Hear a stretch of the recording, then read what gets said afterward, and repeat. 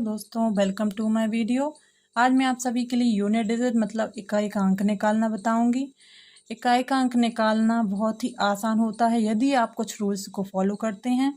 उन रूल्स को आप याद रखेंगे तो आप इस संख्या को देखकर ही बता देंगे, चाहे उस पर कितनी भी बड़ी घात लगी हो, कि उसका इकाई अंक क्या होगा। तो चलिए हम पहला रूल देख लेते हैं।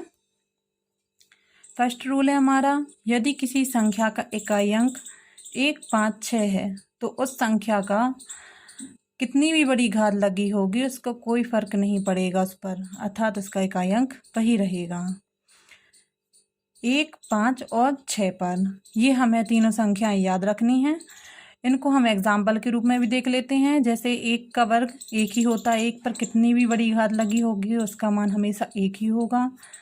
इसी प्रकार से जैसे 5 का वर्ग 25 होता है, 5 का घन 125 होता है, 5 के ऊपर 4 की घात को सॉल्व करेंगे तो 625 होता है। उसी प्रकार से 6 के ऊपर 2 की घात 36, इसका घन होगा तो 216, 6 का ऊपर 4 की पावर होगी तो 1296। आपने देखा होगा इनका इकाई अंक 6 ही है, और यहाँ 5 का इसका भी इकाई अंक 5 ही आ रहा है, मतलब इन पर घात का कोई भी प्रभाव नहीं पड़ रहा है इकाई अंक निकालने के लिए। तो आपके लिए जो क्वेश्चंस आ सकते हैं वो आप देख लीजिए। जैसे आपको कोई भी संख्या दे दी जाएगी, इस पर भी कोई बहुत बड़ी पावर लगी होगी तो आप इसको आसानी से बता देंगे कि इसका इकाई अंक 1 ही होगा। ऐसे दूसरी संख्या हम देख लेते हैं। इस पर भी कोई कितनी भी बड़ी पावर लग जाएगी उससे हमें कुछ नहीं लेना देना है, हमें सिर्फ इकाई का अंक देखना है। तो ये इसका इकाई अंक सेम ही आएगा। और यदि हमारे पास ये संख्या दी हुई है, इस पर भी कितनी भी बड़ी पावर लगी हुई है तो इसका इकाई अंक क्या आएगा, 5 ही आएगा। तो आप सिर्फ इकाई अंक को देखकर ही बता देंगे कि इसका इकाई अंक कितना होगा। हमें पावर से कुछ मतलब नहीं है, कितनी भी बड़ी पावर लगी हो। चलते हैं हम अगला रूल देखते हैं। तो ये है हमारा दूसरा रूल, इसको देख लेते हैं। यदि किसी संख्या का इकाई अंक 4 है तो यदि उस संख्या पर सम संख्या की घात होती है तो इकाई अंक हमेशा 6 ही आता है, और यदि विषम संख्या की घात लगी होती है तो इकाई अंक हमेशा 4 ही आता है। ये भी आपको याद रखना है। इसको हम एग्जाम्पल से देख लेते हैं। जैसे 4 के ऊपर 1 की घात है तो क्या आ रहा है इसका आंसर, 4 ही, क्योंकि इस पर ये एक विषम संख्या है और इस पर विषम संख्या की घात लगी हुई है। जैसे 4 का वर्ग है, ये 2 की घात है, ये सम संख्या है तो इसका वर्ग कितना आ रहा है, 16। इसका भी इकाई अंक कितना है, 6 है, मतलब सम की घात लगने पर 6 और विषम की घात लगने पर 4 आता है। इसी प्रकार से 4 के ऊपर 3 की घात लगी है, ये भी एक विषम संख्या है, इसको हल करने पर 64 आता है, इसका इकाई अंक 4 है, ये एक विषम संख्या है। इसी प्रकार से 4 का ऊपर 4 की पावर लगी हुई है, ये पावर जो है 4 वो एक सम संख्या है, और इसको हल करने पर क्या आता है, 256, जिसका इकाई अंक 6 है। तो इससे आप याद रख सकते हैं कि विषम संख्या की घात लगाने पर कितना आता है, 4, और सम संख्या की घात लगाने पर आता है 6। इसको आप याद रखेंगे तो कितनी भी बड़ी संख्या मिल जाए आपको, आप परेशान नहीं होंगे। आप एग्जाम्पल देख सकते हैं। जैसे यहाँ पर कोई भी संख्या दे दी जाए,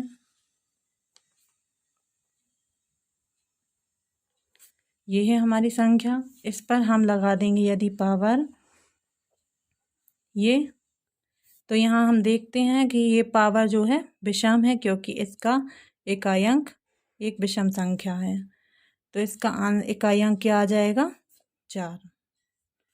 जैसे हम दूसरी संख्या देख लेते हैं, इस पर हम लगाते हैं घात, ये संख्या एक सम संख्या है तो इसका इकाई अंक कैसा आएगा, 6। तो ये रूल भी बहुत इम्पोर्टेंट है, आपको याद रखना है। अब हम चलते हैं थर्ड रूल की तरफ। तो ये है हमारा थर्ड रूल। यदि किसी संख्या का इकाई अंक 9 है तो उस संख्या पर समघात होने पर 1 और विषम घात होने पर 9 आता है। जैसे एग्जाम्पल के रूप में 9 के ऊपर 1 की घात है जो विषम संख्या है, तो क्या आएगा 9। 9 के ऊपर 2 की पावर लगाएंगे तो 9 नाम 81। इसी प्रकार से 9 का घन करेंगे तो ये 3 जो है वो एक विषम संख्या है, तो इसका देखिए आप इकाई अंक 9 आ रहा है। ये भी एक विषम संख्या है तो इसका भी इकाई अंक क्या आ रहा है 9 आ रहा है। 2 एक सम संख्या है तो यहाँ पर क्या आ रहा है 1, और 4 भी एक सम संख्या है तो यहाँ पर भी इकाई अंक क्या आ रहा है 1।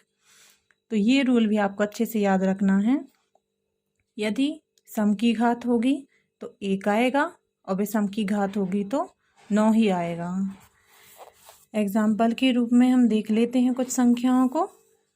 जैसे हमने ली 8 7 9 9 4 9, इस पर हम पावर लगा देंगे 2 1 5 6। ये एक सम संख्या है तो क्या आना है 1 ही आना है इसका इकाई अंक। और यदि हम कोई संख्या ले लेते हैं 7 2 5 9, इस पर हम कोई विषम घात लगा देंगे जैसे 3 6 5, तो इसका इकाई अंक क्या आएगा हमेशा 9 ही आएगा। ये आपको याद रखना है और संख्या देखते ही आप तुरंत बता देंगे। यदि आपको ये रूल याद रहता है तो आप देखकर ही बता देंगे कि इकाई अंक क्या होगा। अब हम चलते हैं चौथे रूल की तरफ, जिससे आप सभी संख्याओं के जो इकाई अंक होता है वो बहुत ही आसानी से निकाल लेंगे। तो चलिए दोस्तों हम देखते हैं चौथे रूल को। चौथा रूल ये है कि जो भी संख्या रहेगी पहले तो हमें उसका इकाई अंक देखना है। यदि जो भी हमने रूल पढ़े हैं उनमें से कोई भी रूल यदि इस संख्या में लगता है तो हम उसको लगा देंगे, और यदि नहीं लगता है तो हम इस चौथे रूल को फॉलो करेंगे। इसमें क्या करना होता है कि संख्या की घात देखते हैं, उसकी घात में हमें हमेशा 4 से भाग करना होगा, और जो भी रिमाइंडर बचेगा उसकी घात हम इस पर लगा देंगे इकाई अंक पर। जैसे इसकी घात है 345, तो 345 को हम यहाँ 4 से भाग करेंगे तो क्या आएगा, हमें सिर्फ शेषफल लेना है, भागफल से हमें कोई मतलब नहीं है। तो इसमें जब हम इसको काटेंगे तो शेषफल क्या बचेगा 1 बचेगा, क्योंकि 4 से 1 कटेगा, 4 एकम 4, 4 अट्ठे 32, 2 बचे और 25 हो गए यहाँ पर, 4 6 24। ये 86 बार कट गया है और बच क्या रहा है 1 रिमाइंडर। तो 8 के ऊपर हम काय की पावर लगा देंगे 1 की, तो ये इसका क्या आ जाएगा इकाई अंक 8।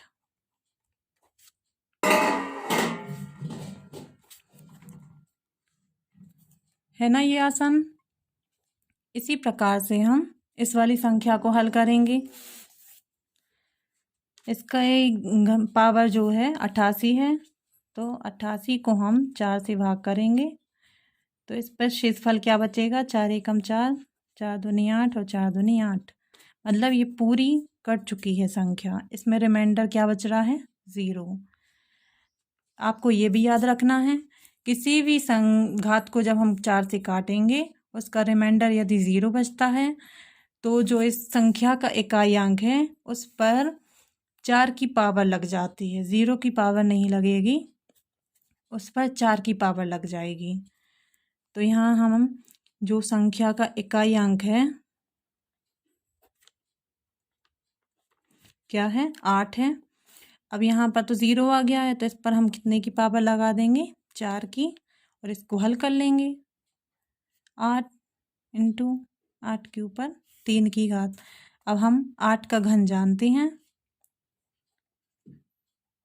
512 होता है, इनका हम आसानी से गुणा कर लेंगे तो इकाई अंक क्या आ जाएगा पूरा गुणा भी नहीं करना है, हमें इसका सिर्फ इकाई की संख्या में गुणा कर देना है। तो 8 दूनी 16, तो इसका इकाई अंक क्या आ गया 6। यही हमारा आंसर हो जाएगा। तो आपको सिर्फ ये ही 4 रूल्स याद रखने हैं।